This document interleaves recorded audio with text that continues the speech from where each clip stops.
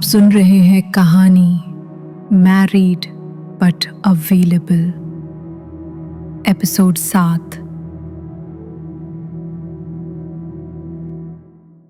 Office की खिड़की से दोपहर की धूप अंदर आ रही थी, लेकिन कमरे की हवा कुछ और ही कह रही थी। गाढ़ी, सधी हुई और कुछ अधूरे इरादों से भरी हुई। कबीर अपनी कुर्सी पर बैठा था। सामने लैपटॉप खुला था और उसके बगल में नैना।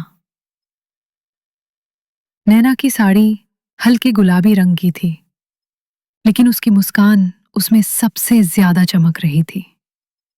आजकल तुम कुछ सोच में रहते हो, उसने कहा, उसकी कूहनी टेबल पर टिकाते हुए। कबीर ने एक हल्की सी मुस्कान दी। काम का प्रेशर है शायद, या दिल कहीं और है। नैना की आंखें कुछ ज्यादा ही देर तक उस पर टिकी रहीं। कबीर चुप रहा। उसने फाइल उठाई और स्क्रीन की ओर देखने लगा, जैसे बात को बदलना चाहता हो। लेकिन नैना पीछे नहीं हटी। तुम्हारी बीवी बहुत लकी है, उसने कहा। इतना आकर्षक पति और इतना शांत। मैं होती तो। उसने बात अधूरी छोड़ी, पर उसकी आंखें सब कह चुकी थी। कबीर ने धीरे से कहा, शायद तुम भी जानबूझकर अधूरा छोड़ती हो। नैना मुस्कुराई, क्योंकि कभी कभी अधूरा ज्यादा असर करता है। कबीर ने पहली बार उसकी ओर सीधे देखा, लंबी नजर, बिना झिझक के। नैना ने सामने झुककर फाइल में कुछ दिखाने की कोशिश की। उसकी कलाई कबीर की उंगलियों से छू गई। एक हल्का सा स्पर्श, लेकिन रुकने जैसा नहीं था। कबीर की नजरें अब फाइल पर नहीं थीं।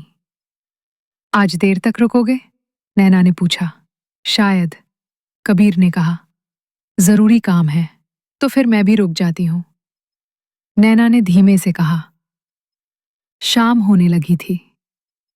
ऑफिस की रोशनी थोड़ी मध्यम हो गई थी, लेकिन उनके बीच का माहौल और गाढ़ा हो चुका था। जब सभी निकल चुके थे, तब भी नैना वही थी। कबीर भी। बिना कहे वो उसकी टेबल के पास आई। उसने धीरे से कबीर के कॉलर को सीधा किया, जैसे कपड़े ठीक कर रही हो, लेकिन उंगलियां थोड़ी देर तक वहीं टिकी रहीं। कबीर ने उसका हाथ नहीं हटाया।